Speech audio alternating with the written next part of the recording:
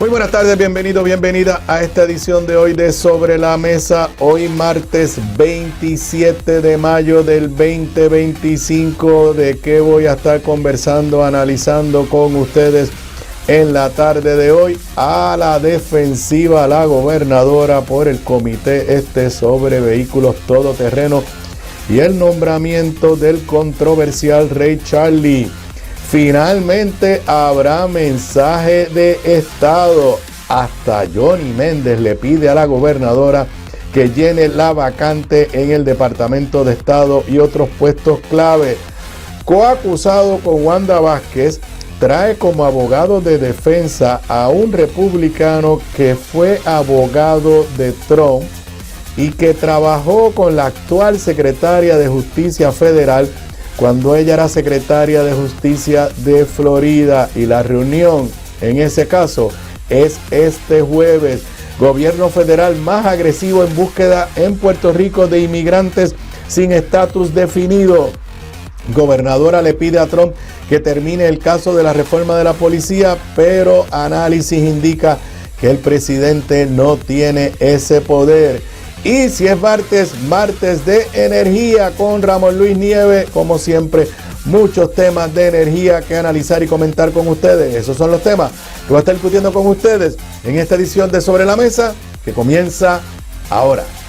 Un líder cuya voz conecta historia y actualidad. Su visión clara y experiencia única dan luz a los temas que moldean nuestra nación. Aníbal Acevedo Vilá está en Radio Isla 1320. Esto es Sobre la Mesa.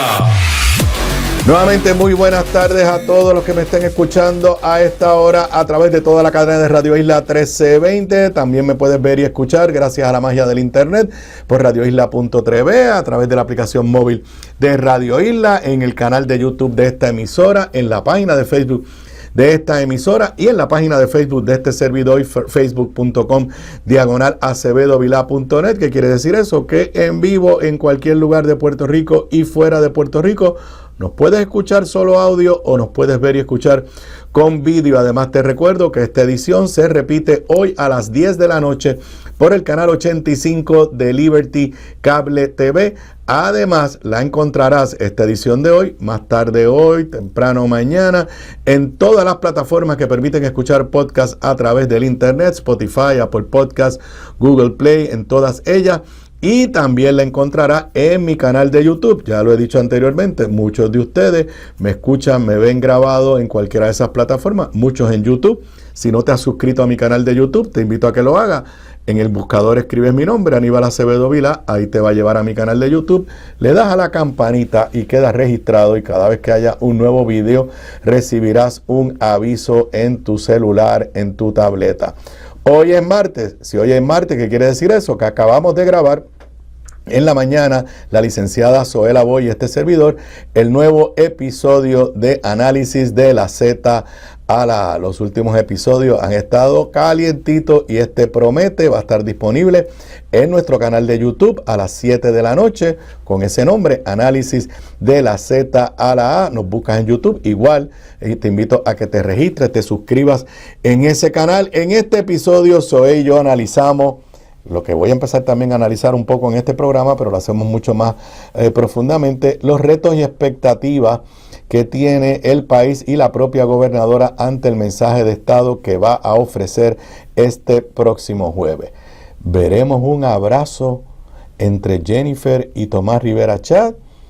Tratarán de reunirse, resolver asperezas antes del mensaje de estado. Todo eso lo analizo con Zoé y la analizamos Zoé y este servidor en ese capítulo que estará disponible, este episodio que estará disponible hoy a las 7 de la noche. También analizamos pues dónde está la controversia sobre los nombramientos y la amenaza que hizo el presidente del Senado la semana pasada de atender los nombramientos que están en interinos en las diferentes posiciones de gobierno, y la controversia con el comité sobre los vehículos todoterrenos y el nombramiento de Ray Charlie. Eso es en nuestro canal de YouTube, Análisis de la Z a la A. Estará disponible a las 7 de la noche. Los que ya son parte de nuestra comunidad digital en Patreon, ya lo pueden haber visto en nuestra plataforma de Patreon. Y aprovecho para invitarles y decirles que mañana a las 7:30 de la noche, Zoe y yo tendremos el Zoom interactivo que hacemos una vez al mes. Esto es comunicación en 2 direcciones. Los que se conecten, nosotros prendemos las cámaras, nos vemos las cámaras, hablamos, comentamos de política, contestamos sus preguntas, nos conocemos un poco mejor y sí, nos damos una copita de vino, una especie de wine and cheese virtual. Todo eso lo aprendimos durante la pandemia. Si usted se quiere conectar a eso mañana, únase a nuestra comunidad en Patreon, www.patreon.com/análisis de la Z a la A. Lo tienes que hacer en la membresía pagada, $10 mensuales. Todas las mañanas yo envío una comunicación con lo que entiendo son las noticias más importantes del día. En el fin de semana Zoe colgó una columna, puso una columna. Mañana tendremos el Zoom interactivo, así que únanse a nuestra comunidad digital en Patreon, www.patreon.com/análisis de la Z a la A. Bueno, rapidito a los temas de análisis en la tarde de hoy. Yo no pensé que esta controversia iba a extenderse tanto, y me refiero a la orden ejecutiva que firmó la gobernadora el martes de la semana pasada para establecer un comité con un montón de gente, para otro comité más, ya este es el gobierno de los comités, para atender el tema de los todoterrenos, como le quieran llamar, los full track y todo ese revolú que hay en las calles. Pero la realidad es que la gobernadora no pega una. Y sus propias decisiones generan controversia que lo que hacen es proyectar un gobierno desarticulado, un gobierno lleno de contradicciones. La más reciente no es solamente cuál era la intención de este comité, que no está del todo claro. Porque aquí hay que hacer un poco de historia. Como le dije, lo analizamos Zoe y yo en el episodio de análisis de la Z a la A. Todo esto comienza en la campaña cuando la gobernadora, en un meeting por algún lugar fuera del área metropolitana, dijo textualmente que ella le iba a dar tablilla a todos los Banshee, los Can-Am, las motoras, los Ford Track, lo que sea, para que transitaran por todas las carreteras. No lo dijo en una reunión con el capitán Seno, con miembros de la policía de Puerto Rico, no, lo dijo en una actividad donde parece ser que aquello estaba lleno de personas que andaban en esos vehículos ilegalmente por nuestras carreteras. Luego de eso, la gobernadora, que yo recuerde, no había dicho nada sobre este tema durante los primeros 4 meses de su gobierno. Pero el domingo de la semana anterior, la policía hizo un operativo en Cataño, un operativo sobre el cual nadie ha dicho que la policía actuó ilegalmente. Dieron boletos de tránsito, boletos por no tener casco, creo que se ocuparon armas ilegales, se incautaron de vehículos que estaban ilegalmente en las carreteras. Lo que estaba haciendo la policía era cumpliendo con la ley, hacer que se cumpliera con la ley. En ese mismo evento que fue en Cataño, se hizo viral un video de una mujer reclamándole a la gobernadora por esa promesa de campaña y diciéndole a la gobernadora, la esperamos en Cataño.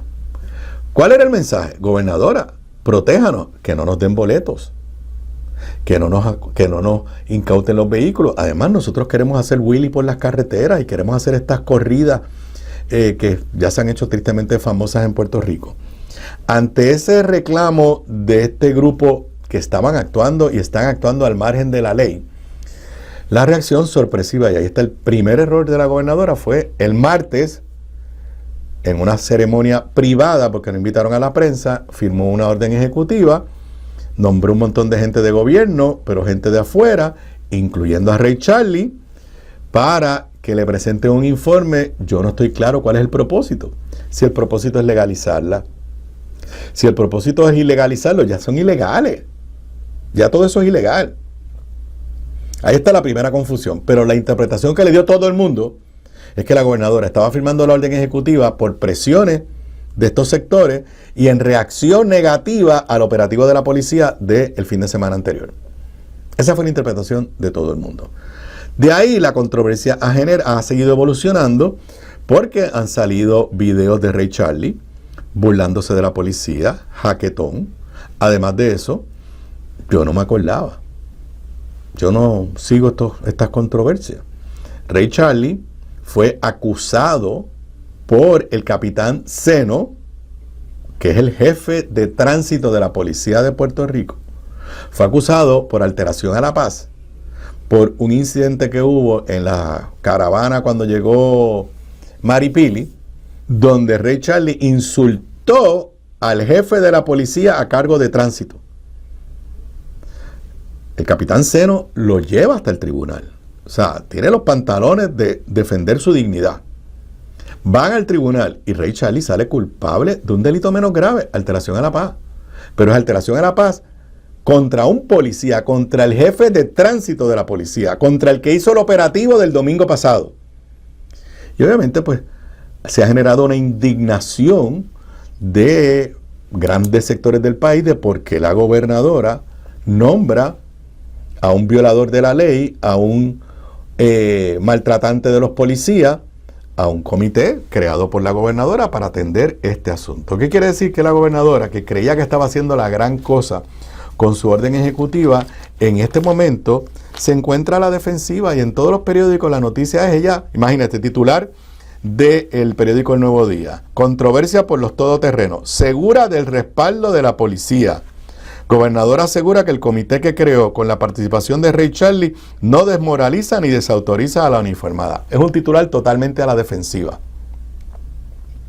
Porque sí, porque los policías no pueden creer que ella haya nombrado a Ray Charlie y no puede creer que 2 días después que ellos hicieron este operativo hayan creado este comité, que vuelvo y repito, el mensaje que recibimos todos es que la gobernadora estaba desautorizando a la policía de Puerto Rico. Así que ahora ella tiene que estar recogiendo vela. Esto es nuevamente un daño autoinfligido por la gobernadora. Leo de la nota de Gloria Ruiz Cuilan.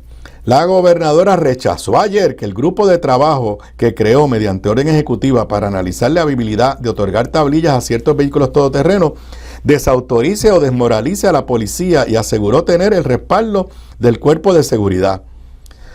Cita textual: constituimos un comité para que eso quede claro, para que se estipule que las motoras no pueden estar en las aceras. Pues si ya eso es ilegal, eso soy yo.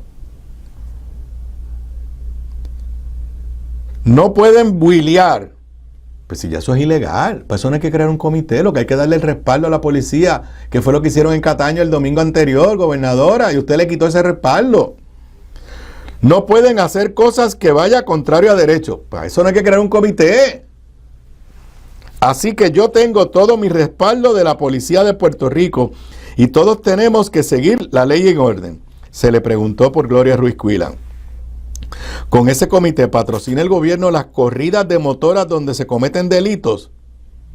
Que eso es lo que hace Ray Charlie. Eso es lo que él organiza. No, para. Este comité no va a endosar ningún delito. Nosotros vamos a hacer cumplir la ley. Y entonces la periodista no solamente recuerda la convicción en delito menos grave de Ray Charlie, sino que luego de que se creó el comité y la gobernadora lo nombró, Ray Charlie le echó la culpa al capitán Elvis Seno por las controversias. Dice la nota de Gloria Ruiz Cuilan: el pasado día, luego de la creación del comité de trabajo, el conocido motorista ha dicho que Seno es el responsable de los enfrentamientos recientes entre agentes policíacos y motociclistas. Esto es lo que ha indignado más todavía. Después que la gobernadora lo nombre, que fue un error, Ray Charlie volvió a atacar al capitán Seno. La indignación es tal que Carmelo Ríos, que ha sido un lambeojo de todos los gobernadores PNP, Carmelo es mi pana, pero Carmelo es así es como es. El que esté en la fortaleza, él desde el Senado trata de defenderlo. Ayer en Jugando Pelota Dura dijo que después de esto la gobernadora debe haber votado a Ray Charlie del comité. Por lo menos hasta este momento que yo grabé el programa de hoy, no lo ha votado. A la gobernadora se le preguntó también si comparte la apreciación del secretario de Asuntos Públicos de la Fortaleza, Irán Torres Montalvo, quien dijo el domingo durante su conferencia semanal que Ray Charlie ha propiciado la paz entre motoristas en momentos de mucha tensión. González evitó contestar y optó por insistir en que Ray Charlie es una de las personas que se ha sentado a la mesa de discusión sobre el nuevo marco reglamentario. En otras palabras, la gobernadora defiende a Ray Charlie, pero desautoriza con su silencio a su secretario de Asuntos Públicos, Irán Torres Montalvo. Yo no sé ya si Irán Torres va a seguir haciendo esta conferencia de prensa los domingos, porque lo digo con mayor respeto, lo que hace es ridículo.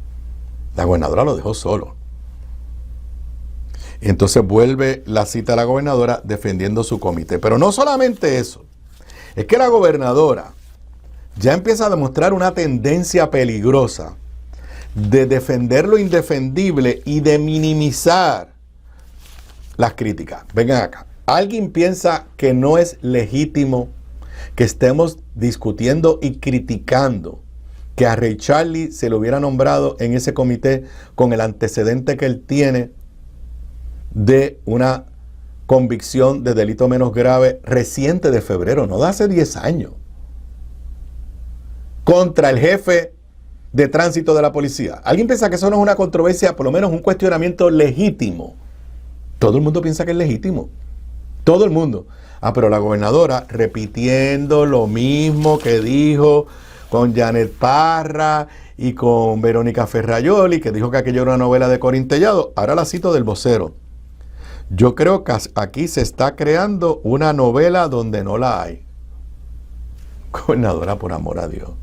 No solamente usted ha generado una controversia, todo esto es culpa de ella. Es cierto que ella dijo eso en la campaña, que yo creo que fue un disparate. Pero ¿por qué había que hacerlo en este momento, este comité? ¿Por qué había que hacerlo 2 días después? Que la policía hizo un operativo en Cataño. Nadie ha dicho que la policía abusó de su poder en ese operativo. Los únicos que se quejaron de ese operativo son los que estaban violando la ley. Los que le reclamaron a la gobernadora son los que quieren hacer Willy y quieren hacer las corridas. ¿Por qué tiene que hacerlo en ese momento? Y en segundo lugar, ¿por qué tiene que nombrar a Ray Charlie? Que Ray Charlie le endosó en la campaña. ¿So what? No solamente estamos hablando de defender a los policías, estamos hablando de seguridad en las calles. Lo que ha sucedido luego de esta orden ejecutiva de la gobernadora es que están por ahí wheeleando. Lo dije yo ayer en mi programa. Yo me he cruzado 2 ya, aquí en Río Piedra. Pero la gobernadora, en lo que pues ya se ha tornado la práctica de ella de minimizar las críticas y los errores de ella, le llama una novela. Y ahora esto salió hace un rato hoy, en Noticel hay una nota de la periodista, Santiago Omar Escobar Colón. Sheriff Boricua le dio una botada a Ray Charlie de Osceola por intentar organizar una corrida. El sheriff Marco López, de origen puertorriqueño y jefe de la policía del condado de Osceola, en Florida, aseguró este martes que en su jurisdicción no hay espacio para negociaciones con los grupos que organizan las populares corridas de motoras, Can-Am, Banshees y vehículos todoterreno. En una entrevista ofrecida con la estación Colega Magic, López relató cómo expulsó a Ray Charlie y su séquito del condado tras frustrar una de sus actividades.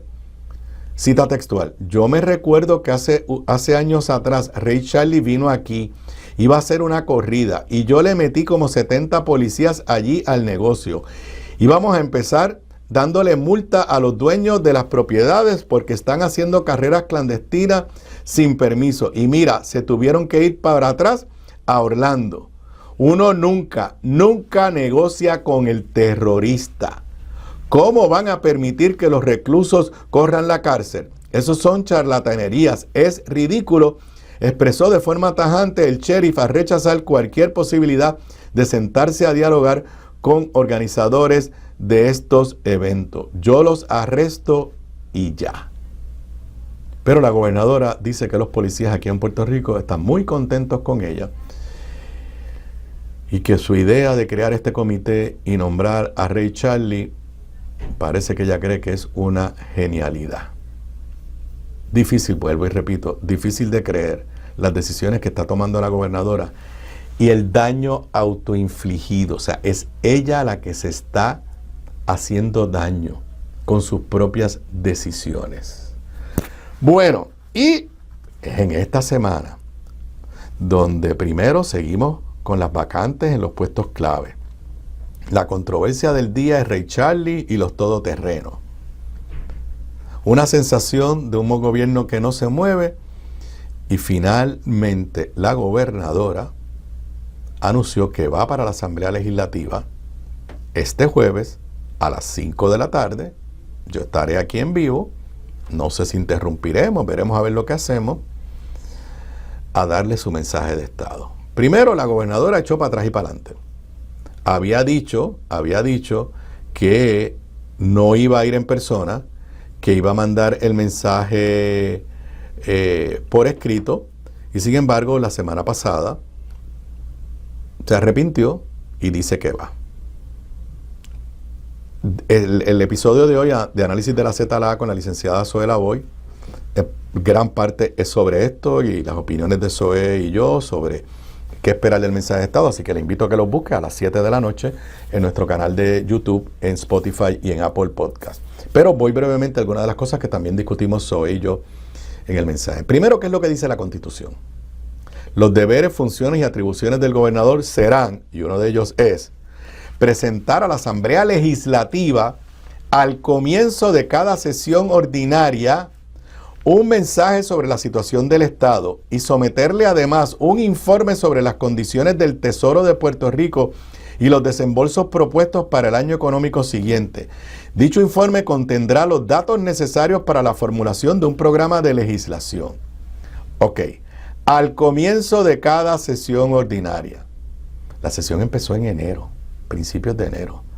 Ella va a dar el mensaje en mayo 29. Es verdad que esa cláusula constitucional no hay forma de ponerla en vigor. O sea, tú no puedes ir al tribunal y ordenarle al gobernador que dé el mensaje antes que termine el mes de abril. Pero no hay la más mínima duda que no estamos al inicio de la sesión ordinaria. Es más, para el récord, este es el mensaje más tardío en la historia de Puerto Rico.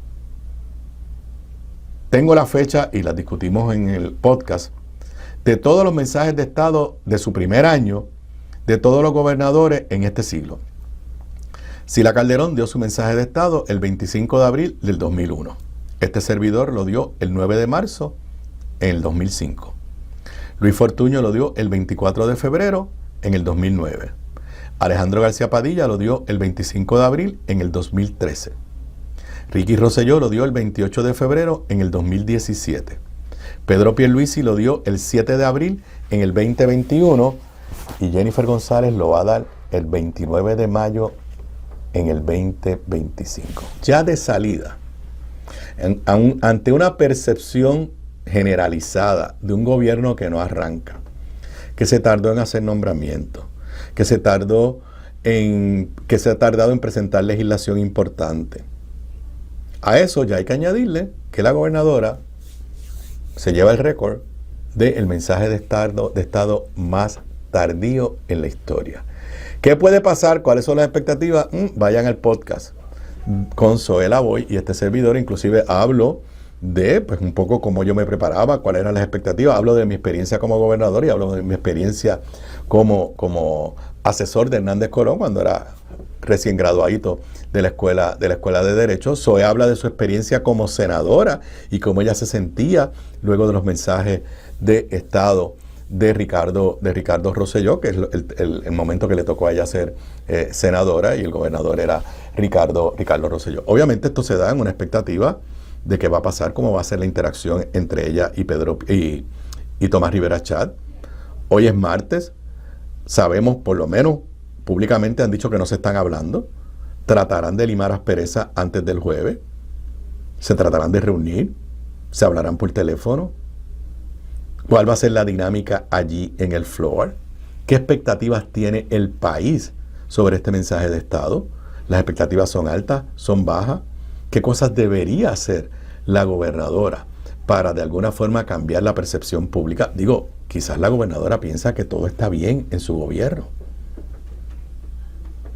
Pero si quiere un análisis mucho más profundo de las expectativas camino a el jueves a las 5 de la tarde, de verdad les invito a que vayan a Análisis de la Z a las 7 de la noche, un poco después que termine la edición de Sobre la Mesa, en nuestro canal de YouTube, Análisis de la Z donde le dedicamos gran parte del episodio de esta semana al análisis y las expectativas del mensaje de estado de Jennifer González. La clave para la buena cocina, además de los ingredientes y recetas, está en la calidad de los productos en los que cocinas. Por eso te recomiendo mi línea Giovanna Heike Cookware Collection, con acabado en cerámica, mangos ergonómicos y 4 milímetros de espesor para mejor conducción de calor. Lo distribuye North Caribe Imports y su marca Caribe, donde además encuentras utensilios de cocina y limpieza para tu hogar. Ahora cuida tu jardín con Caribe Garden. Caribe, calidad, experiencia y el mejor precio. Pídelos en tu supermercado más cercano. Simplifica tu vida con Caribe. Distribuye North Caribe Imports, la empresa puertorriqueña con más de 50 años sirviéndote a ti. Bocados Divino, el lugar perfecto para almuerzo o cena. Menú internacional, especializados en los mejores guisos, cabrito al vino, rabo encendido y el mejor osobuco que puedes encontrar. Mariscos frescos del país, langosta de nuestras costas, amplia carta de vinos y jugos naturales, con la mejor localización, seguridad y amplio estacionamiento gratis. Bocados Divino, en el edificio del Colegio de Abogados en Miramar. Para reservaciones, llamar al 787-238-1530.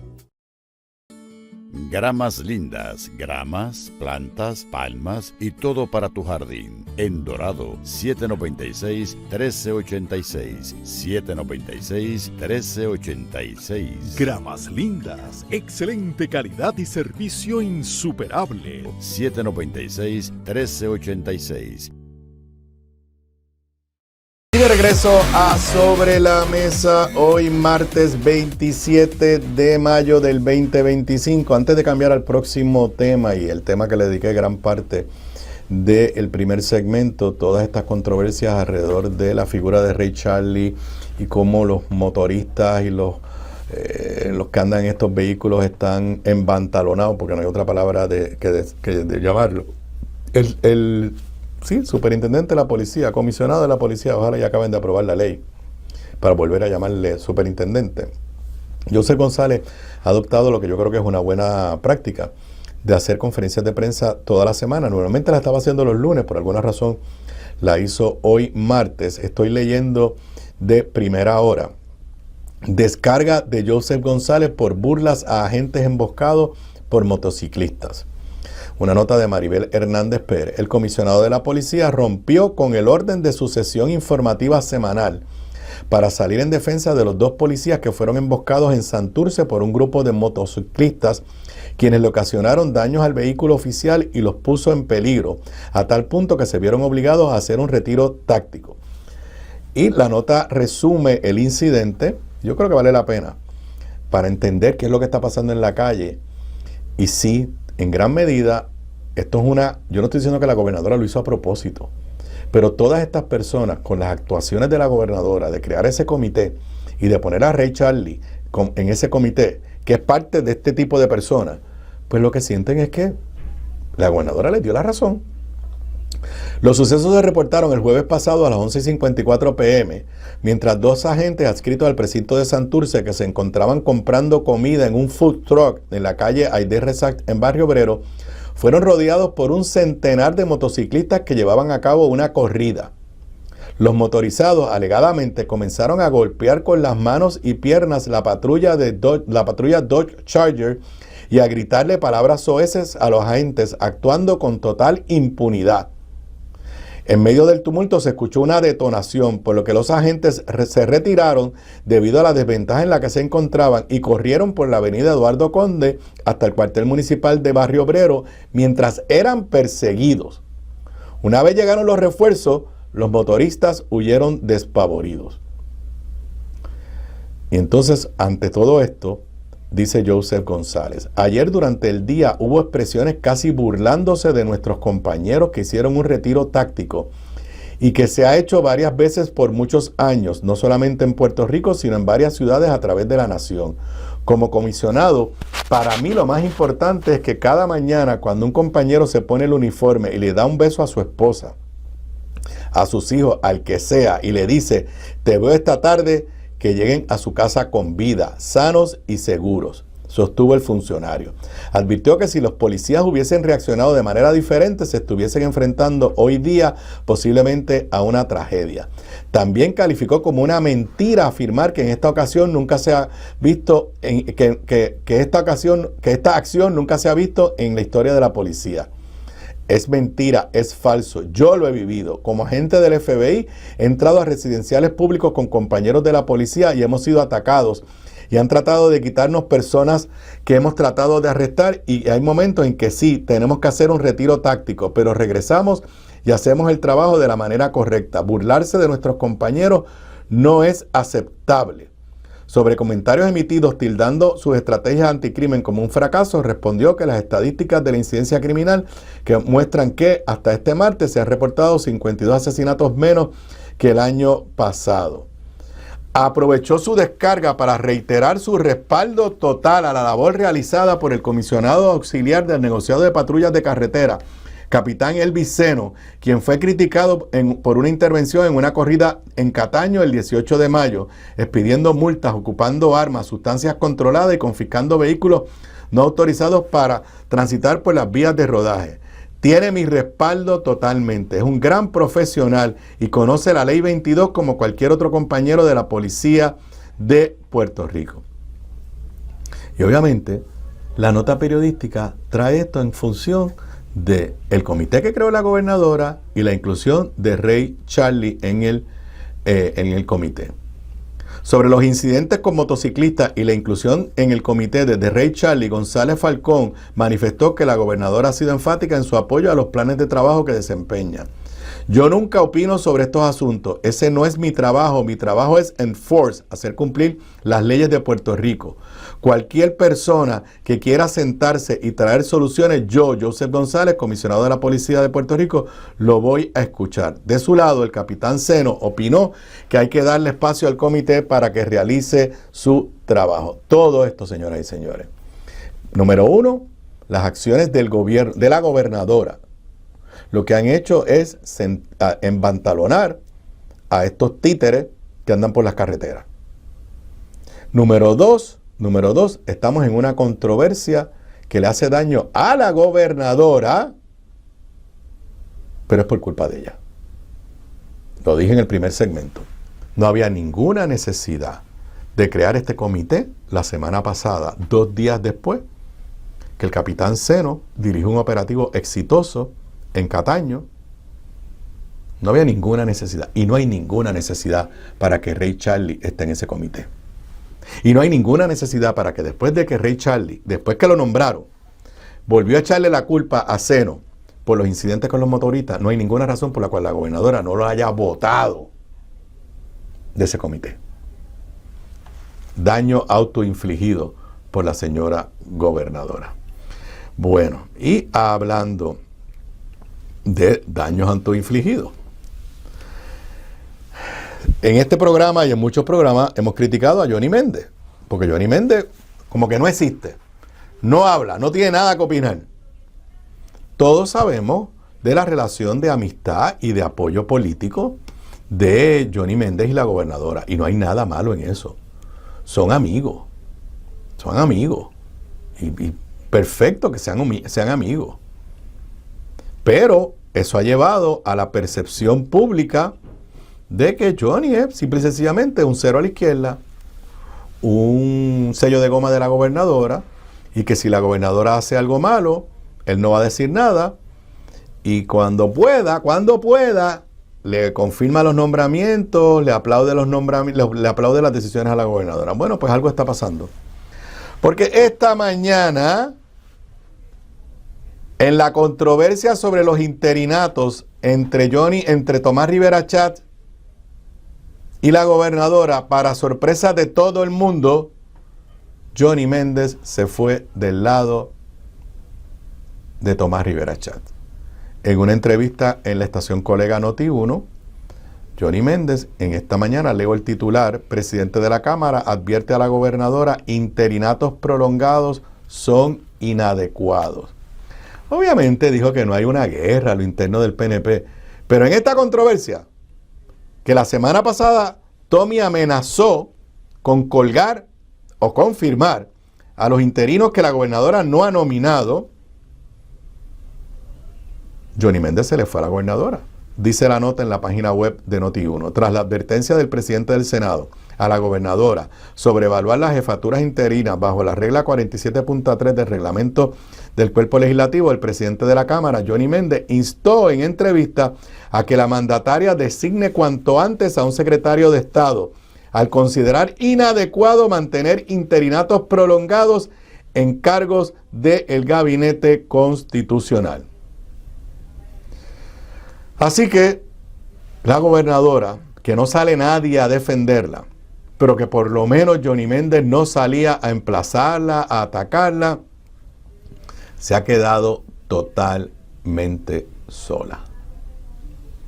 Hablando del mensaje de Estado, lo que dije anteriormente, si la gobernadora quiere jamaquear el palo, pues una posibilidad es que allí el jueves anuncie un mega nombramiento de secretario de Estado o de secretario o secretaria de Justicia, que todo el mundo se tenga que parar a aplaudir y que Tomás Rivera Chat no le quede más remedio que decir lo voy a confirmar o la voy a confirmar mañana mismo. Pero ahora tienes a Tomás Rivera Chat amenazando con los interinatos y diciéndole, creo que fue la palabra fue advertidos están. Y a Johnny Méndez diciéndole a la gobernadora que los interinatos prolongados son inadecuados. Regreso luego de la pausa. Aquí de regreso a Sobre la Mesa, hoy martes 27 de mayo del 2025. Bueno, ayer en esta edición, y quizás fue donde primero, no creo que fue donde primero, pero ayer en esta edición analicé con ustedes la noticia que nos trajo Oscar Serrano en el periódico Noticel, de que la exgobernadora Wanda Vázquez y los otros coacusados están aparentemente negociando con la Fiscalía Federal, que presentaron una moción la Fiscalía Federal la semana pasada, que la Fiscalía Federal y las partes pidieron que se mantuviera secreta, pero que la jueza Silvia Carreño dijo que no había ninguna razón para mantenerla secreta y que iba a haber una reunión en el Departamento de Justicia de los Estados Unidos esta semana. Yo hice el análisis con ustedes de las posibilidades de lo que esto significaba, que había detrás. Es la historia hoy en los periódicos escritos. Wanda Vázquez busca acuerdo con federales, el periódico El Nuevo Día, página 12.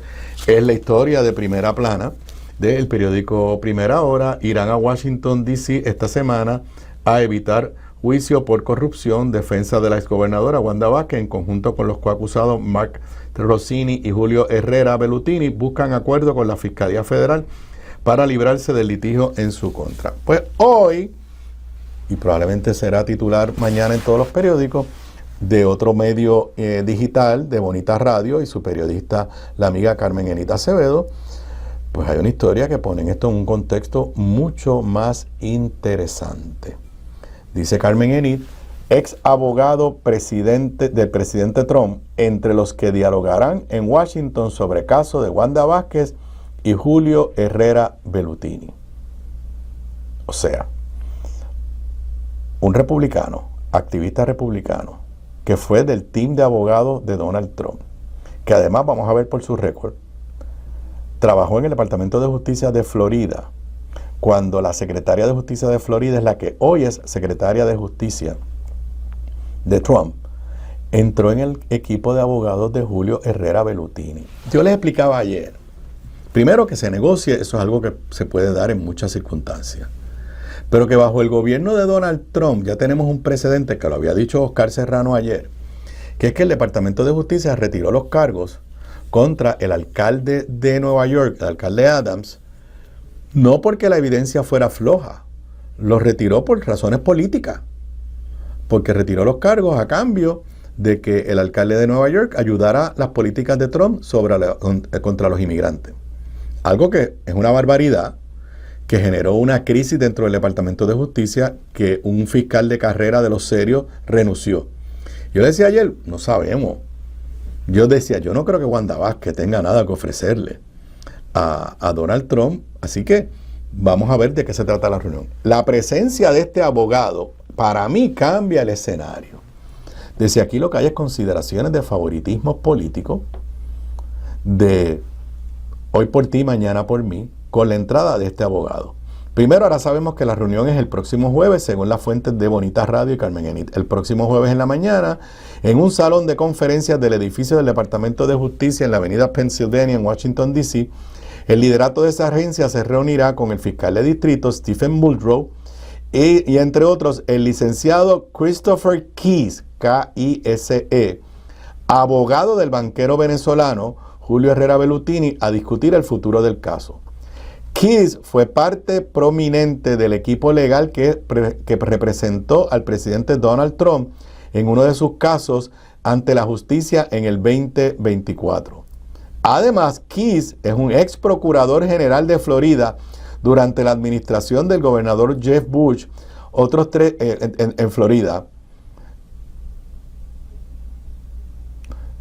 Aquí no entendí bien. Ajá. Wanda Vázquez y Herrera Bellutini estarán en la reunión que fue dada a conocer por la Fiscalía en una moción denominada Informe Conjunto y Petición de Prórroga. Kise parece ser el abogado en mejor posición frente a las autoridades de justicia federal. Fue procurador general cuando la hoy secretaria de Justicia era secretaria de Justicia del estado de la Florida y el actual subsecretario de Justicia, Todd Blanche, fue su compañero de labores en el equipo de defensa del caso de Trump en Nueva York.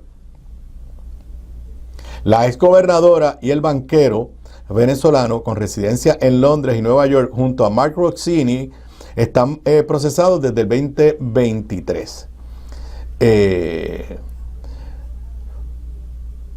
Fuentes de entero crédito aseguran a Bonita Radio que los dos exfiscales en el caso de Plaza Mariota, nominados a justicia por la administración de Ronald Reagan, también van para D.C. a participar de la reunión que el fiscal Muldrow y el jefe de la división criminal Steve Earby anunciaron en una moción el pasado jueves. Aunque la fiscalía quiso que la información no quedara para el récord público, la jueza Carreño no accedió a sellar la moción, por lo que se encuentra pública en el número 864 del registro del caso. Así que, ¿qué es lo que quiero decirle? El venezolano se trajo un abogado que abre puertas en Washington y en el Departamento de Justicia de los Estados Unidos. En un departamento de justicia serio, no politizado, eso no significaría gran cosa. Obviamente los abogados tienen prestigio y hay abogados que tocan a las puertas y se le abren las puertas por su prestigio y que hacen argumentos y se le escucha por su prestigio. Pero aquí no es de lo que estamos hablando.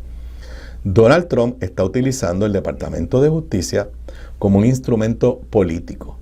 Por un lado, le archivaron el caso criminal al alcalde de Nueva York y por otro lado han abierto una investigación criminal contra el contrincante del alcalde de Nueva York, el exgobernador Cuomo, motivada, claro, políticamente.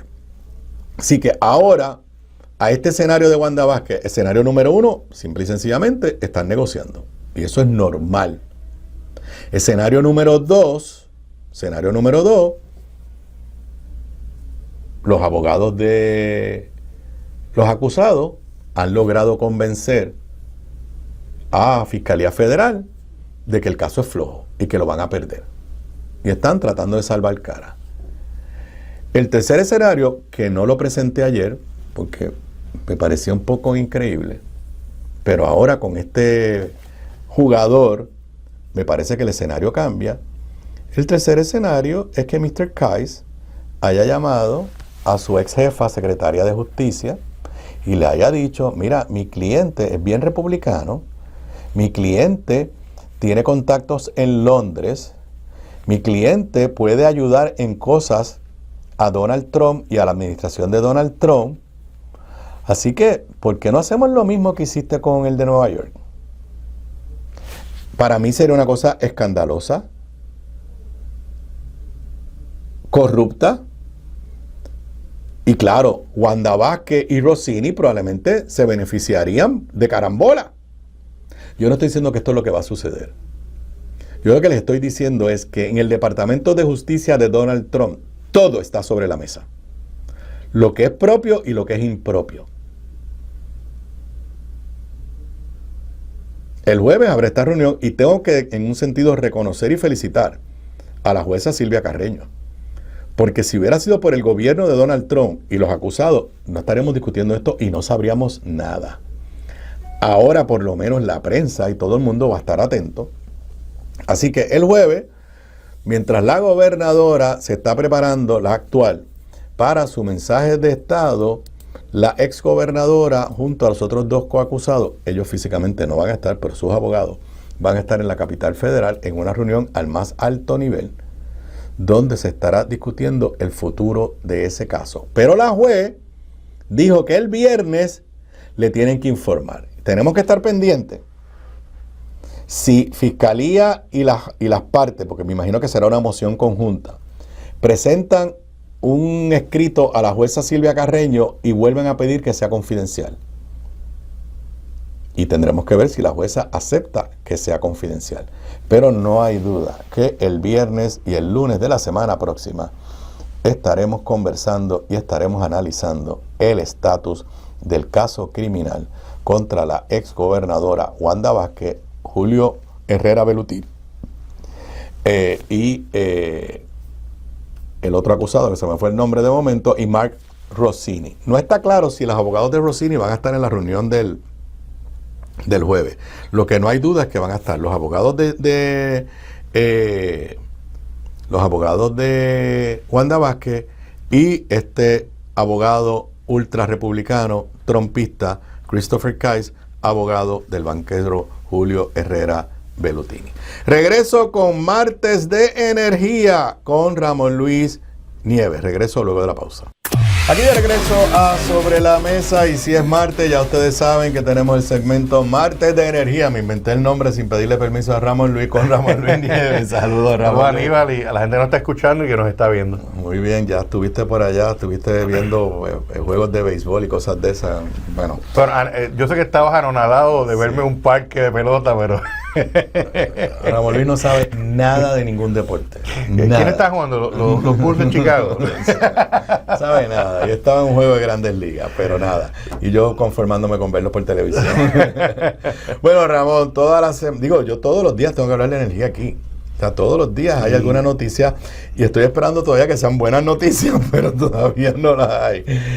En los últimos días aquí, y los he tocado, pero no es lo mismo con tu experiencia. Salió la nota de que el negociador le negó a Genera unas bonificaciones millonarias que Genera estaba pidiendo, y con un lenguaje bien fuerte, diciéndole falta de transparencia. Pero también en esa nota, según yo interpreté, el negociador le estaba dando un sablazo a la APP, diciéndole que no le dieron información a Genera que Genera necesitaba para presentar su argumento. Todavía no sabemos el estatus de la generación de emergencia, y ya estamos a 27 de mayo y ya los calores están insoportables. En mi casa tengo un aire dañado y estoy volviéndome loco hasta que no me lo arreglen. El negociado básicamente le dio también como que un cantazo a Josué Colón, porque Josué Colón dijo que iba a hacer un RFP para 3,000 megavatios y que eso era nada de energía renovable, y el negociado le mandó una resolución o algo diciendo que había que incluir renovable. Josué Colón dio una entrevista exclusiva al periódico El Vocero con cuál es su plan ahora de que se declararon el estado de... antes de eso, Luma había dicho, nadie nos ha explicado qué es lo que significan estas órdenes administrativas del Departamento de Energía Federal. Nada, tienes ahí un medley,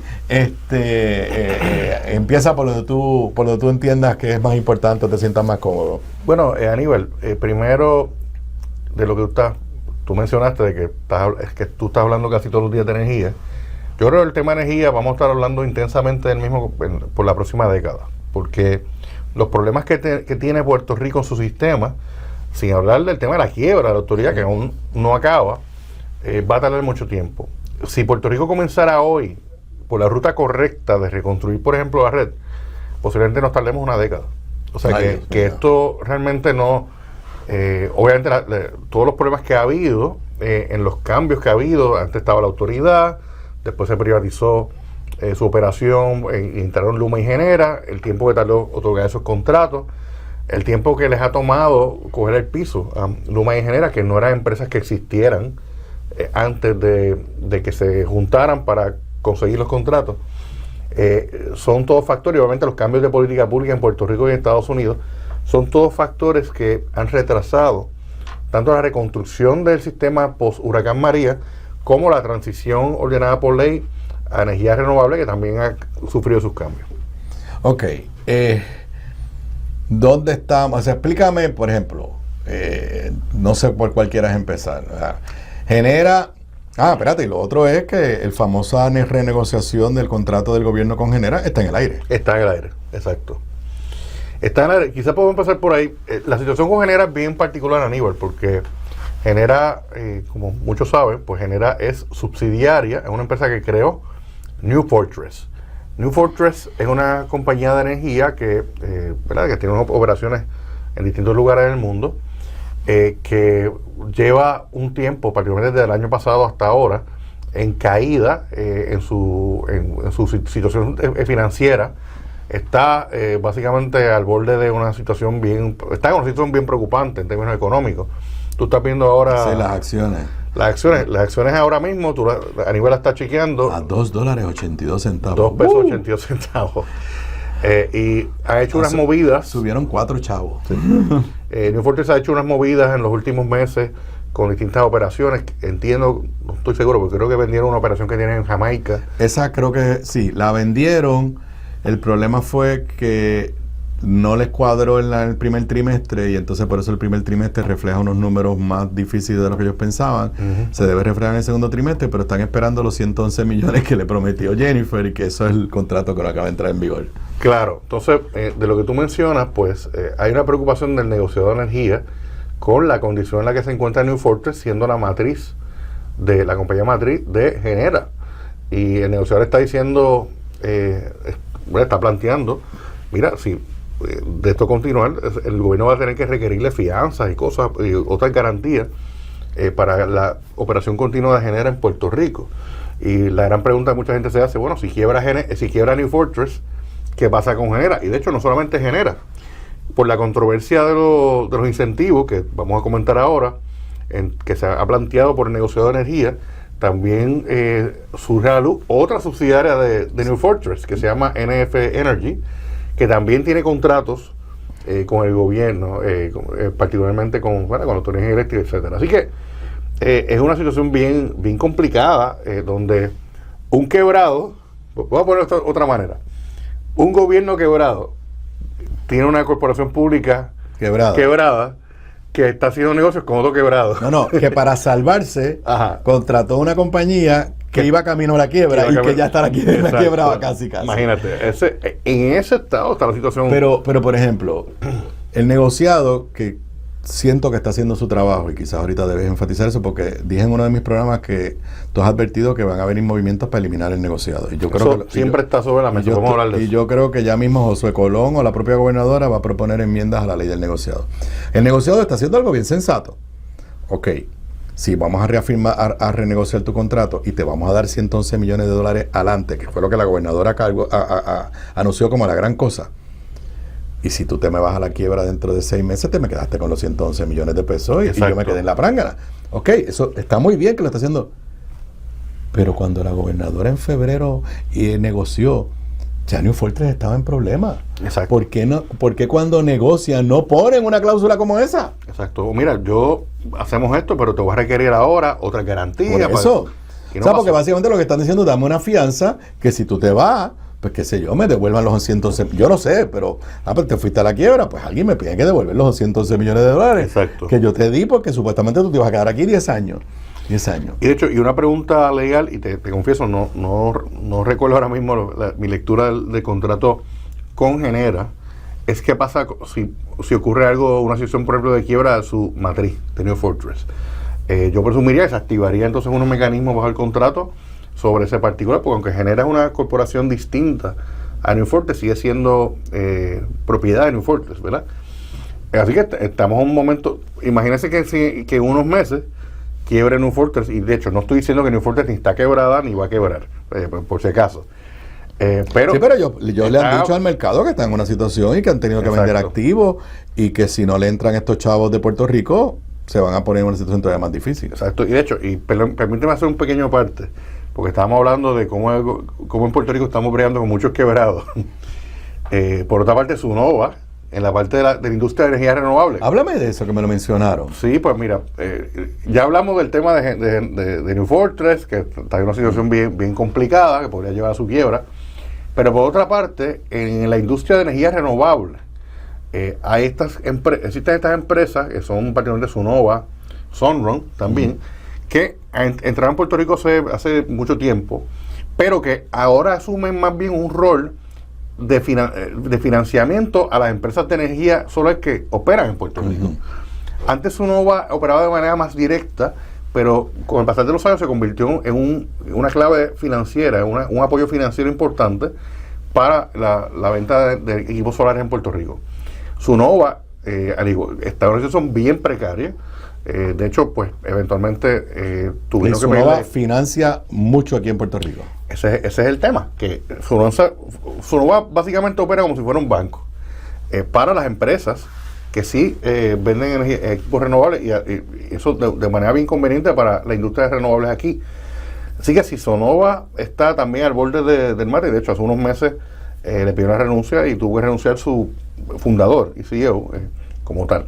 Sunrun, vi una nota también que se compartió de que no por lo que está pasando actualmente, sino por lo que está pasando a nivel federal con la eliminación de incentivos y créditos contributivos a la industria de renovables, que está en el famoso Big and Beautiful Bill de Mr. Trump, que es un proyecto del presidente Trump que básicamente busca pegarle un tiro a la industria renovable. Eso es lo que está sobre la mesa, ¿verdad?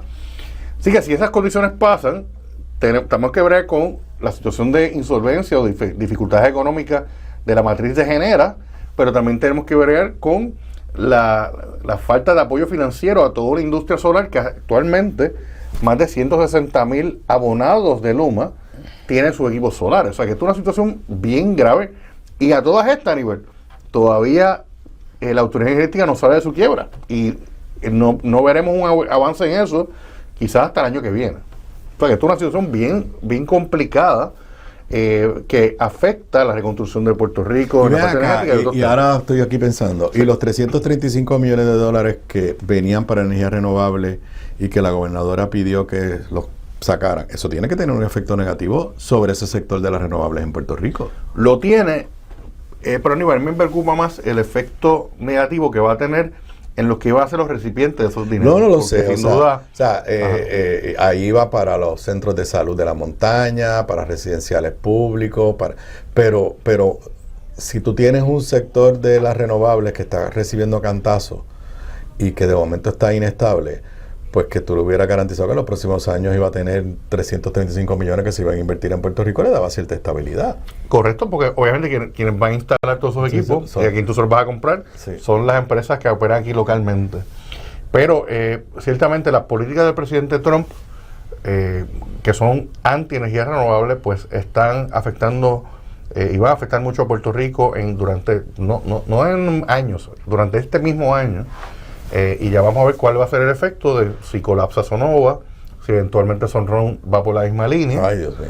Pues entonces esto es bien complicado para la transición de energía renovable en Puerto Rico y en Estados Unidos, pero obviamente particularmente en Puerto Rico. Ok, entonces a Genera se quedó sin ninguna de las bonificaciones hasta ahora que le pidió al negociado. Y me da la sensación de que el negociador lo razonó muy bien. ¿Qué has escuchado de la famosa generación de emergencia? Bueno, todavía... Toda la semana dicen que la semana que viene. Exacto. Pues básicamente, Aníbal, se había planteado, y lo habíamos mencionado ya en el programa, de que ya se habían escogido a dos compañías, que entonces pues, aquí hay dos problemas que están ocurriendo a la misma vez con ese RFP, ese proceso de conseguir propuestas. Primero, que luego de que se anunció que se escogieron a dos compañías y se excluyeron otras, una de las compañías excluidas, que es New Fortress, nuevamente, se formó el revolú. Formó un revolú y dijo, mira, yo quiero estar a la lista de los cabilderos que ayudaron a esas dos compañías, que eso pues te puede decir de que el proceso de otorgación final de esos contratos se podría retrasar, incluso si hay alguna impugnación de algún tipo por parte de New Fortress o de otros proponentes, por un lado. Por otro lado, la última nota que tenemos del ingeniero Josué Colón es que todavía están en el proceso de negociar los términos contractuales con esas dos compañías que se escogieron. Así que eso no ha ocurrido, pero estamos a 27 de mayo. Y obviamente el botón del pánico que el gobierno anunció hasta antes de juramentar, era el tema del incremento en la demanda energética en verano y el impacto que puede tener en los apagones. Claro, está ocurriendo también otros procesos de reparación de unidades que estaban fuera de servicio, etcétera. Que parece ser que están siendo exitosos en acelerar. Sí, y pues van a estar llegando poquito a poco, en 400 megavatios por acá, unos por acá. O sea, que posiblemente se pueda, aunque no estén totalmente en operación esta generación temporera, ciertamente Puerto Rico va a tener más generación de energía ya desde ahora y en los próximos meses por las reparaciones que se habían tardado muchísimo en realizarse. Así que estamos todo el mundo cruzando los dedos, pero obviamente hay que tomar medidas porque en verano ciertamente aumenta la demanda. Ok, Luma pidió un aumento de emergencia, pero en la tarifa básica, que todo el mundo le cayó encima. Subirnos la luz, vamos a ponerlo de esta manera. Y de hecho, Aníbal, interesante, desde el 2021 que entró Luma, siempre que aumentaba la luz, lo que nosotros pagamos en nuestras casas y negocios, Luma decía, eso no es un aumento de luz. Nosotros nunca hemos aumentado la luz. Y de hecho, técnicamente tenían razón. O sea, que los 9, 10 aumentos, whatever, que se aprobaron, no fue un aumento en la tarifa básica. Ahora sí están pidiendo eso. Ahora están pidiendo, aumentame la tarifa básica, creo que 2 centavos y pico, sí, para atender unos temas de unas inversiones que se tienen que realizar, ¿verdad? Así que, y eso es aparte de aumentos que puedan ocurrir cada 3 meses por ajuste de combustible. O sea, son aumentos distintos. Ok, pero lo que yo no entendí, se supone que el negociado y Luma estén trabajando una revisión de la tarifa base, porque por ley hay que hacerlo, y la última vez fue en el 2017, creo que fue. Fue en el 2016 que operó entonces en el 2017, que nunca lo olvido, pues fue yo estaba en el Senado entonces, y pues mira, subieron la luz. Okay. Y claro, el argumento era, está bien, pero ese aumento de tarifa básica del 2016, la última vez que hubo un aumento fue en 1989. Hasta los 20 y pico de años. Okay, pero ¿en qué estatus está eso de la revisión de la tarifa básica que tú sepas? Pues entiendo que está en proceso de una petición de aumento temporal de la tarifa.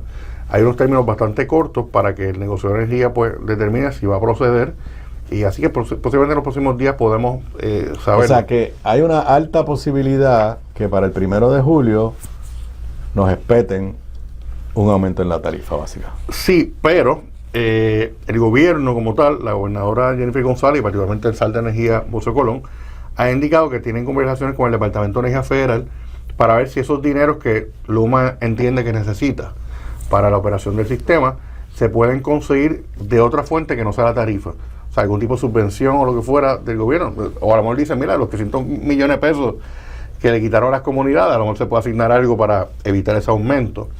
Así que esas conversaciones entiendo que están ocurriendo ahora mismo, que de conseguirse ese dinero, pues no va a hacer falta entonces ese aumento que está pidiendo Luma.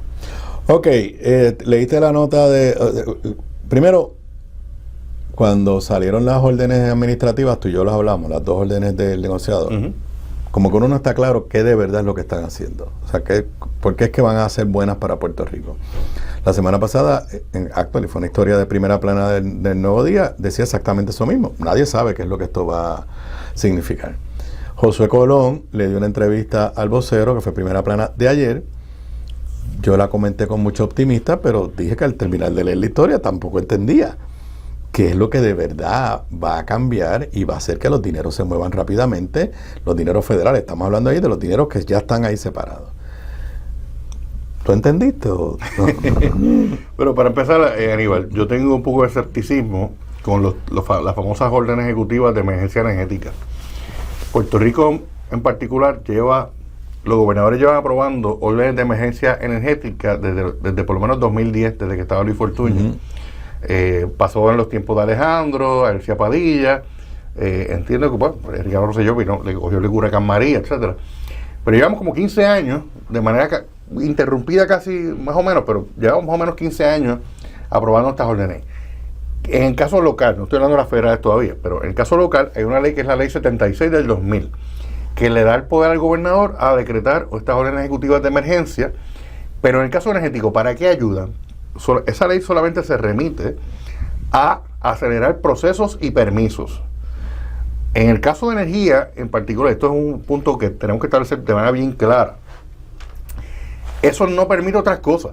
Eso es para decirle a la agencia, y de hecho, en el caso de las órdenes ejecutivas que anunció el Departamento de Energía Federal, tiene que ver también órdenes ejecutivas de tanto en las agencias federales como ahora en las órdenes locales sobre las agencias locales de Puerto Rico, es para que las agencias aceleren sus procesos.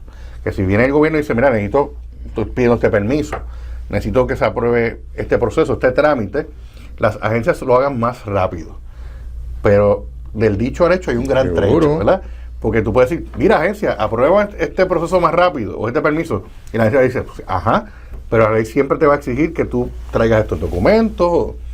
O sea, que esa parte no cambia. Yo tengo mi escepticismo con eso porque, por ejemplo, en Puerto Rico, como dije, llevamos 15 años de orden ejecutiva de emergencia. ¿Y en qué ha resultado? ¿Cuál ha sido la mejoría? O sea, si a mí me dicen que me tengo que leer este documento que tú presentaste para darte el permiso, que tiene 5,000 páginas, entonces después me dicen, no, hay una orden administrativa que dice que lo tienes que hacer rápido. No, pues yo me toma tiempo leerme 5,000 páginas. Tengo que leerlas, o sea, me las tengo que leer. ¿Entiendes? Si me dijera, no, ahora no te tienes que leer el documento. Bueno, pues entonces pues echo el documento en la gaveta. Exacto. Y miro lo demás. Entonces, pues mira esta cosa. Pero vuelvo y repito, después de todas estas historias, dame esperanza. O sea, ¿qué es lo que tú entiendes que ordenó el Departamento de Energía Federal? Porque yo leía a José Colón y José Colón, la realidad es que es el único que nos da cierta esperanza.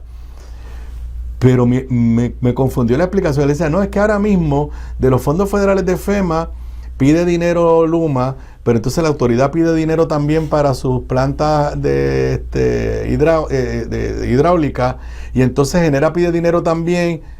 Y dije, pero es que así no es que se pide el dinero de FEMA. O sea, el dinero de FEMA tú tienes que decirle, mira, yo tenía aquí un poste. Tenía 1,000 postes, los 1,000 postes se cayeron, fue culpa de María, por ende los quiero reemplazar y te evalúan ese caso y ya. Si es una represa de las que tiene la Autoridad de Energía Eléctrica, pues tienen que pedir para la represa, pero Luma no puede pedir chavos que son para la represa. O sea, y ahí me confundí. Sí. Te puedo mencionar dos cosas, y tú estabas pidiendo noticias positivas. Sí, dale, sí, por favor. Pues yo creo que algo positivo, Aníbal, es que, y la gente que nos está viendo, es que ya no es excusa ni a nivel federal ni a nivel de la agencia de Puerto Rico para tú avanzar una agenda de reparaciones, de conversiones, etcétera, porque ya tienes todo el espacio sin limitaciones para hacerlo. Eso no quiere decir que tú estés dado a ese permiso, esto es importante enfatizarlo, eso no le permite al gobierno de Puerto Rico violar leyes ambientales, por ejemplo. O sea, tiene que seguir cumpliendo las leyes, pero supone que los procesos sean más rápidos. Eso es positivo como tal. Lo que anuncia José Colón, que dice que va a trabajar que el trámite se va a trabajar de manera más centralizada en cuanto a las peticiones de fondos, puede ser algo positivo que desde el punto de vista del gobierno se aspire a tener más control sobre la ejecución de los proyectos energéticos. ¿Por qué digo eso? Porque cuando se privatizó el sistema eléctrico, la operación del sistema eléctrico del 2018 para acá, se le olvidó al gobierno que alguien tiene que estar a cargo. Y pues realmente ni la autoridad de eléctrica se le dio un papel importante, no se creó una entidad a nivel central del gobierno para asumir un control y que el gobierno tuviera todas las piezas de rompecabezas encima de la mesa. Eso el gobierno no lo tenía. Y José Colón está haciendo un esfuerzo para que tener todos los esfuerzos, las piezas del rompecabezas en la misma mesa y tener algún sentido de dirección. Así que vamos a ver cómo eso va resultando. Yo creo que es algo positivo de que se centralice el tema de la ejecución, de la reconstrucción y otros temas eléctricos. Bueno, me decías antes de empezar al aire que da la casualidad que hoy se cumplen 11 años que se aprobó y se firmó por el entonces gobernador Alejandro García Padilla parte del marco legal, porque luego de eso ha habido otras leyes y hay mucha confusión sobre eso, Pero háblanos un poco de lo positivo luego de 11 años de la reforma energética y quizás también un poco donde tú crees que quizás se haya desviado o no se haya logrado lo que se aspiraba, reconociendo la frustración que vive el país con todo el sistema energético. Pues Aníbal, yo creo que la discusión que tuvimos hasta ahora, en estos minutos, demuestra la importancia de esa reforma energética que algunos le llamamos reforma energética 1.0, que fue esa reforma energética que era la ley 57 del 2014, el gobernador García Padilla la firmó un día como hoy, en el 2014, Y es un antes y un después en cuanto a política energética. En primer lugar, se crea el negocio de energía. Alguna gente dirá, es una agencia más. No, es que por 80 años la Autoridad Eléctrica operó de manera, se autogobernaba en teoría, y no había nadie que la fiscalizara.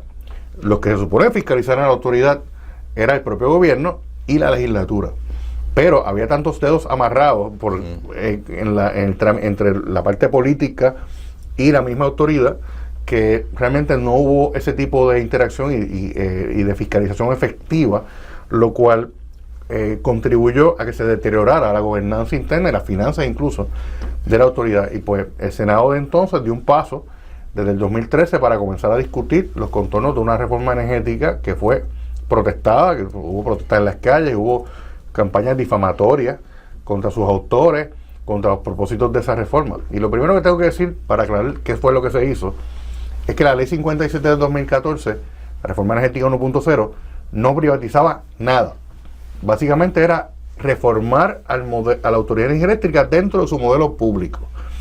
Otras leyes se aprobaron también, la ley 4 del 2016, por ejemplo, la ley 22 del 2016, que aportaron a lo que se creó en esa reforma energética. Así que en diciembre del 2016, Aníbal, se le dejó al país, cuando terminó ese gobierno, todo el marco legal para que ya hubiéramos estado en el año 10º posiblemente de una autoridad de energía eléctrica despolitizada, que respondiera a un regulador independiente, que es lo que ahora alguna gente dice que es a lo que tenemos que regresar. Bueno, yo recuerdo una de las leyes que ustedes aprobaron fue un Hatch Act para la Autoridad de Energía Eléctrica, o sea que no hubiera, no se permitiera recaudación de fondos. La otra que hicieron fue una junta. La cartita del alcalde o el legislador para que te contraten en la autoridad se prohibía. Y otra cosa que hicieron es que la junta de directores era profesionalizada. Exacto. Si mi memoria no me falla, de las primeras cosas que hizo el gobierno de Ricky Rosselló fue derogar esas leyes. Tan temprano como creo fue en marzo o abril del 2017, aprobaron una ley para volver a politizar esa junta. Y pues ciertamente hay que hacer una reflexión de qué se tenía, qué se logró y qué se quitó en el camino. Pero las cosas más importantes que persisten a nivel de la reforma energética, que hoy cumple 11 años, es la creación del negocio de energía, que es una agencia independiente, es una agencia reguladora, y siempre me parece interesante. Cada vez que hay un cambio de gobierno, el primer mes, el gobernador o gobernadora siempre dice, vamos a meternos y controlar el negocio de energía. Vamos a tener más control de eso. Y eventualmente se dan cuenta que la ley sigue teniendo mucha fuerza para mantener la independencia del regulador, que es lo que nos garantiza que discusiones como la que tenemos hoy sobre los incentivos que Reclama Genera se puedan tener a la luz del sol y no en un cuarto oscuro en Santurce. Bueno, me dicen aquí que se nos acabó el tiempo de este segmento, así que tú y yo nos volveremos a ver el próximo martes si no nos encontramos por ahí en algún lugar antes. Eso es así. Y Federico, no tiene que estar tranquilo porque fui a un juego de pelota el sábado, pero eso no me hace experto. Tú no eres Luis Vega que le quiere quitar. Luis Vega. Luis Vega le quiere quitar el guisito a Fede los viernes. Regreso luego de la pausa. Aquí de regreso a Sobre la Mesa, hoy martes 27 de mayo del 2025, entrando ya a los últimos dos segmentos de la edición de hoy de Sobre la Mesa, y creo que voy a tocar temas federales, algunos que tienen que ver con Puerto Rico y otros que tienen que ver con este señor que se llama Donald Trump, y que la realidad es que todos los días uno se levanta preguntándose qué barbaridad va a hacer o qué barbaridad va a decir Donald Trump. Bueno, recordarán que cuando la gobernadora apenas estaba comenzando su término, uno de sus primeros errores, daño autoinfligido, fue cuando, me parece que fue en España, cuando estaba en España, y le dijo a una estación, a un medio de la República Dominicana, que aquí los inmigrantes dominicanos no se tienen que preocupar, que todo eso iba a ser Donald Trump, eso era ya en la frontera con México, que aquí no iba a pasar nada. Y menos de una semana después se dio el operativo en Barrio Obrero, que todos vimos. Los operativos han continuado. Como cuestión de hecho, salió una historia en el periódico español, el periódico El País, un periódico más prestigioso de España, sobre cómo se vive en Barrio Obrero en este momento. Pues, si alguien pensaba que esta ofensiva de los federales iba de alguna forma a disminuir, Pues es todo lo contrario. Nota del periódico Noticel, de la periodista y amiga Denis Pérez, aprieta la búsqueda de inmigrantes y estatus migratorio definido en Puerto Rico. En otras palabras, van a estar buscando donde sea. Y se anticipa que el nivel de deportaciones puede ser tan alto que tengan que abrir un centro que los federales tenían en Aguadilla y que habían cerrado. Leo algunos de los párrafos, porque por primera vez veo datos específicos de cuántos inmigrantes hay en Puerto Rico que no tienen sus papeles al día. No hay personas ilegales, lo que hay si acaso es pues personas que su estatus migratorio no está definido. Dice Denis Pérez en esta nota de Noticel, unas 20,000 personas residen en Puerto Rico sin estatus migratorio definido, según el número conservador de la Oficina de Seguridad Nacional, y la instrucción estricta de la administración de Donald Trump es regresarlos a su país sí o sí. Paréntesis. Primero nos dijeron que lo que iban a sacar era a los criminales. Después nos dijeron que eran, bueno, no criminales, pero los que ya tenían órdenes de deportación. Ahora es a todo el mundo. Todo el mundo. Entonces, de esas 20,000, unas 2,000 ya tienen órdenes finales de deportación. O sea, a estos ya fueron por un proceso y se les ordenó, a estos parece que sí se les dio el debido proceso antes, mira, te tienes que ir. Se les dieron la oportunidad de defenderse, te tienes que ir. Hay 2,000 que están en la calle que ya tienen orden de deportación. Lo que significa que ya han pasado por todo el proceso y no hay nada que puedan hacer, para mantenerlos en lo que en muchos casos ha sido su hogar por más de 20 años. Entonces, aquí citan a Rebeca González, que es la directora de lo que se conoce en inglés como HSI aquí en Puerto Rico. Nuestra agencia hermana, Enforcement and Removal Office, yo no sabía que eso existía. El gobierno federal tiene más burocracia de lo que ustedes se imaginan. Tiene un número de órdenes finales de deportación. Muchos ya no están aquí, se han mudado, han fallecido, pero la directriz es asignarles recursos para que ejecuten esas órdenes finales de deportación, explicó a Noticel la agente especial a cargo en Puerto Rico e Islas Vírgenes, Rebeca González. Además de esas 2,000 órdenes, hay un total de 20,000 a nivel nacional. Están los operativos regulares que ha estado realizando la agencia y que son resultados de trabajos de inteligencia interna, pero también de confidencias de venganza. Esto es una tragedia. Cita textual, llegan muchas confidencias de venganzas, esposas, vecinos molestos, y si es cierto, si vamos a llegar ahí y se va a hacer la orden de remoción. En la isla aquí están los datos, ya se han deportado 455 personas, en su mayoría de nacionalidad dominicana, haitiana, mexicano y venezolano. A eso sumaron 31 detenidos ayer en una gallera clandestina en San Juan, o sea que vamos por 486. Pero también se han encontrado con el caso de una decena de uzbekistaníes que han llegado a través de República Dominicana, así como asiáticos que eligen la misma ruta o llegan a través de Islas Vírgenes, St. John's o Tortola. Entonces, ¿para dónde vamos? En una reunión reciente en Washington se dijo que el cúmulo de casos es tal que será necesario reactivar centros de detención en desuso, incluyendo el de Aguadilla, para agilizar los procesos de deportación, así como para poner a los jueces a trabajar sábados y domingos. Así que la gobernadora que nos dijo que esto no tenía nada que ver con Puerto Rico, ahora estamos enfrentando la realidad que el nivel de deportaciones y de activación va a ser tal que están hablando de abrir un centro que está cerrado en Aguadilla y que los jueces que atienden estos asuntos trabajen sábados y domingos. Y aquí se explica por Rebeca González. En nuestro centro hay solo 21 camas y es bien pequeño. ERO está constantemente sacando aviones para traer otras personas. Es un movimiento constante. Se está auscultando abrir los centros de detención nacional, incluido el de Aguadilla, que es enorme, porque tenemos una ubicación estratégica. La mayoría de inmigrantes con estado migratorio no definido van al Caribe, Centro y Suramérica. Estos centros tienen unos parámetros bien estrictos, equipo médico 24/7 y están 100% protegidos por directrices constitucionales. ¿Qué es lo que nos está diciendo?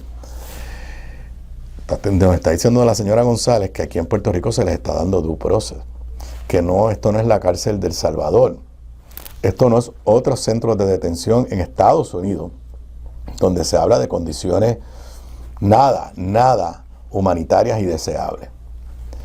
Las líneas aéreas y el ferry han facilitado las deportaciones libres de costos, pero quienes son deportados con récord criminal viajan a su país de origen en compañía de agentes federales. Distinto es el caso de quienes abandonan la isla voluntariamente. La gente se está yendo voluntariamente. Unos lo han hecho a su costo, pero ahora Seguridad Nacional está promoviendo el abandono voluntario, la autodeportación, por lo cual la persona recibe un estipendio de $1,000 para costear su regreso. El dinero lo reciben una vez entran a su país. Entonces le pregunta a Noticel, ¿hay una cuota de deportación? No hay cuota, pero sí hay una instrucción estricta. No sé, a mí me suena que claro que tienen cuota. No hay cuota, pero no hay piedad, le preguntó Denise. No sé cuál es la definición de piedad. Si la definición es que las personas que no tienen estatus migratorio definido tienen que regresar, pues esa es la realidad. Por ende, cuando no hay piedad quiere decir, no me digas que tienes un bebé que nació en Puerto Rico y por ende ciudadana americana, tú eres ilegal, te vas. No me digas que estás cuidando a un viejito o tu abuelito que sí está aquí, tú eres ilegal, te vas. Aquello de que lo que iban a sacar eran a los violadores, a los criminales, eso era mentira. Mientras tanto, están recibiendo inmigrantes blancos de Sudáfrica, pues, porque esos son bien blanquitos. Así que, señoras y señores, esto es bien sencillo. Los que se creían, bueno, yo creo que ya nadie se creyó el cuento de la gobernadora, pero la gobernadora que en un momento le hizo creer a la comunidad dominicana en Puerto Rico que las políticas públicas de Donald Trump no tenían nada que ver con ello, sepan que lo que hemos vivido hasta ahora parece ser tan solo el comienzo. Y que los arrestos, la búsqueda, la intranquilidad en Barrio Obrero y en otros sectores donde hay particularmente una alta concentración de hermanos dominicanos, eso va a continuar. Eso va a continuar. No hay ningún interés de parte del gobierno de Donald Trump de suavizar sus políticas anti-inmigración. Todo lo contrario, ya comienzan a escucharse. Esta mañana aquí en Radio Isla hubo un relato de alegados abusos físicos también contra los inmigrantes. Obviamente las autoridades federales lo denegaron, pero lo que no podemos negar es que se están llevando a cualquiera que no tenga sus papeles en orden, independientemente de que lleve una vida sana, honesta, trabajador y que esté aportando a la sociedad puertorriqueña. No tienes los papeles al día, te tienes que ir. Regreso para el último segmento luego de la pausa. Aquí de regreso a Sobre la Mesa ya en el último segmento de hoy viernes 27 de mayo. Si alguien creía que no iba a reconocer que ayer mis Piratas de Quebradilla finalmente fueron vencidos y se detuvo de la racha de 9 victorias, pues sí, vi el juego, parte del juego, por YouTube. Estuvo bastante cerrado, pero Carolina tuvo control y ganaron en la guarida, así que hay que reconocerle. La realidad es que esta temporada del BCN se está tornando súper interesante. La actualización sobre todo eso lo tendremos el próximo viernes en Deportes Zona 5 con Federico López. Bueno, la semana pasada comenté la noticia de que la gobernadora le había pedido a Donald Trump que terminara el caso de la reforma de la policía que está vigente desde principios de la década pasada. Obviamente lo comenté, que me parecía que era una barbaridad. Y en aquel momento dije que había dudas de si lo que estaba pidiendo la gobernadora era algo que podía hacer el Departamento de Justicia de Donald Trump. Hoy el periódico Metro publica una nota del Centro de Periodismo Investigativo, nuevamente el Centro de Periodismo Investigativo haciendo trabajo de excelencia, como les he reconocido en el pasado, donde dicen que not really, que lo que está pidiendo la gobernadora no lo puede hacer el Departamento de Justicia. Dice los partes más importantes de la nota de Luis Alberto González del Centro de Periodismo Investigativo, que dice, el acuerdo para la reforma sostenible de la Policía de Puerto Rico se firmó en 2013 y contiene 301 requerimientos con los que el gobierno tiene que cumplir para modificar cómo se trabajan asuntos como el uso de fuerza excesivo, uso de fuerza irrazonable y otra conducta impropia dirigida a suprimir el ejercicio de libertad de expresión y registro y allanamientos irrazonables. Sin embargo, la solicitud de la gobernadora para eliminar el acuerdo no contempla que el caso local ante el juez federal Francisco Bezosa ya terminó desde el 18 de julio del 2013 y se encuentra en la etapa de cumplimiento, según explicó al Centro de Periodismo Investigativo el director legal de la Unión Americana de Libertades Civiles, ACLU por sus siglas en inglés. Yo les había dicho que el ACLU había presentado un caso antes que el Departamento de Justicia, que cuando el Departamento de Justicia presentó su caso, el ACLU retiró su caso, pero en teoría me dicen a mí que lo podría volver a presentar. Y dice precisamente eso, que ellos habían presentado, que la Organización de Derechos Civiles se mantuvo en el pleito como amigo de la Corte hasta el 2019. Entonces, dice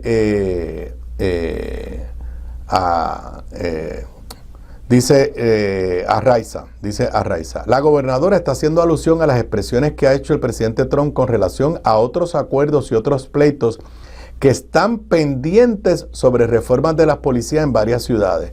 Pero muchos de esos pleitos, de ellos, son pleitos que están pendientes en los tribunales, donde no hay un acuerdo con un consent decree, acuerdo de consentimiento. En este caso, que quien tiene la autoridad para evaluar el cumplimiento y determinar si se debe cerrar el caso o no, porque se ha cumplido con el acuerdo que se suscribió entre el Departamento de Justicia Federal y el negociado de la policía, es el juez Bezosa en este momento. Arraiza sostuvo que si la gobernadora pretende dejar sin efecto un acuerdo judicial, pues ella se lo va a tener que plantear al Tribunal Federal aquí en Puerto Rico, que es el que tiene la última palabra. La última palabra en esto no la tiene el presidente de los Estados Unidos, la tiene el Tribunal Federal. El CPI solicitó el viernes a la Fortaleza una reacción para saber si González conocía que es el juez Bezosa quien tiene la última palabra para terminar el acuerdo. Si va a hacer una petición directa al tribunal o esperar que lo haga el presidente Trump o Justicia Federal, y qué pasos, si alguno, va a seguir tras la solicitud sometida por González. Al cierre de este chequeo de datos, la Fortaleza no había contestado. Sin embargo, el comisionado de la policía, Joseph González, reconoció este sábado que la determinación está en manos del juez federal a cargo de velar por el cumplimiento del acuerdo. ¿Qué dijo Joseph González? El acuerdo va a ser revisado. Puede ser que quede cancelado como modificado, pero al final del día es una determinación del Departamento de Justicia Federal si va a seguir con eso y una determinación del juez que está a cargo del caso, que es el juez Bezosa. Añadió que mientras tanto, en la Policía de Puerto Rico vamos a seguir cumpliendo con todo lo que tiene que ver con la reforma.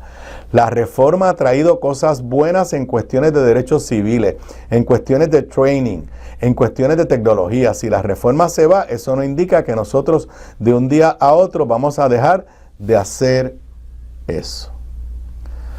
En resumen, mi interpretación. Número uno, lo que les había dicho. Esto está en manos del juez Bezosa. Que si el Departamento de Justicia de Estados Unidos le dice al juez de Bezosa que no tiene ya más interés, eso puede afectar el ánimo del juez Bezosa. Mi otra conclusión es que esta petición de la gobernadora no fue una petición de Joseph González. Que Joseph González no tiene ningún problema con la reforma de la policía y que probablemente está hasta feliz y contento. Porque miren, una de las cosas que ayuda a la policía a estar ahora mismo bajo la jurisdicción del juez Bezosa es que la Junta de Control Fiscal no le puede cortar chavo y no se puede meter ahí. Porque el juez Bezosa ha hecho claro, y venía desde la época del juez El Pi, que las órdenes que vengan del tribunal sobre la reforma y que requieran dinero, hay que cumplirlas. Así que, no sé, yo no conozco a Joseph González. Es de los pocos nombramientos que todo el mundo ha aplaudido. Pero cuando tú sumas lo de la reforma de la policía y le añades lo de los todoterrenos y el Rey Charlie, no sé, yo no me extrañaría que el señor Joseph González no se sienta muy contento con las decisiones que se están tomando, porque no sé, tengo la impresión de que él no ha sido consultado sobre alguno de estos temas. Y finalmente, si esto no es corrupción, por amor a Dios, que alguien me diga entonces cuáles son las normas de sana administración pública que existen en los Estados Unidos. Historia del periódico New York Times, que salió hace apenas mediodía de hoy. Donald Trump acaba de indultar a un evasor contributivo después que la mamá del evasor contributivo donó $1 millón en una cena en la mansión privada de Donald Trump en Mar-a-Lago. Este señor había sido sentenciado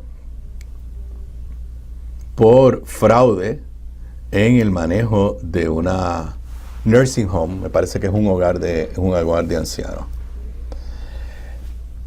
Pidió a Donald Trump que lo indultara. Y en el escrito que le hace a Donald Trump, más que hablar de por qué lo deben indultar, lo que hace es decir todas las cosas que su mamá había hecho por los republicanos y los millones de dólares que había donado. Inclusive, como en las elecciones del 2020 habían publicado, a mi entender ilegalmente, el diario de una hija de Joe Biden sobre sus adicciones a drogas. Este es el tipo de gente que son los amigos de Donald Trump. Pero a pesar de todo eso, no pasaba nada y no lo perdonaban. Hasta que la mamá de este delincuente fue invitada a una pequeña cena de $1 millón por persona el mes pasado para tener un face to face, un cara a cara con Donald Trump en su mansión privada de Mar-a-Lago. Menos de 3 semanas después de esa cena, el presidente firmó un indulto incondicional, que ese es el que te lo borra todo.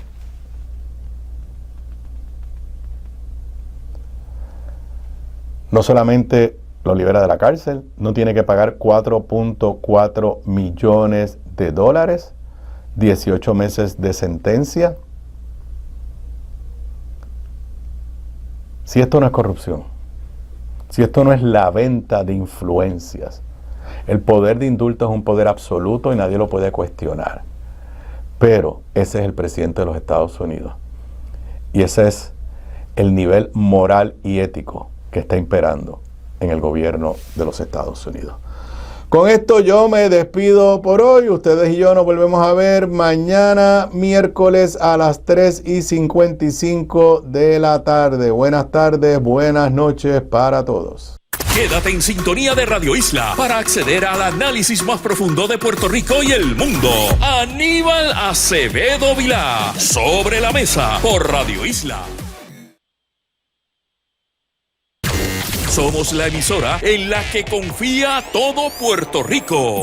Seguimos la noticia sin importar su dirección. Donde hay una historia, ahí estamos nosotros. Ahí estamos nosotros. Radio Isla 1320. Somos el sentir de Puerto Rico. Radio Ley 1080M en Calley, la emisora líder en la montaña. Sintoniza el 1080 para enterarte de las últimas noticias. Llueva, truene o relampaguee, el 1080M está contigo. Por eso somos el sentir de Puerto Rico. Los videos que le dan la vuelta a Puerto Rico y el mundo los encuentras siempre primero en la página de Radio Isla TV en Instagram. Siéntate a ver la noticia en primera fila con Radio Isla 1320, el sentir de Puerto Rico. Cuando se trata de contenido, aquí tenemos el paquete completo. Noticias, entrevistas, análisis, coberturas, datos verificados y, sobre todo, pasión por la noticia. Radio Isla 1320, informando al pueblo siempre. Somos el sentir de Puerto Rico. Las historias que están en boca de todo Puerto Rico las tiene Radio Isla 1320 en Facebook. Síguenos, dale like y comparte todo el contenido que solo te ofrece Radio Isla 1320. Somos el sentir de Puerto Rico. Este 3 de mayo,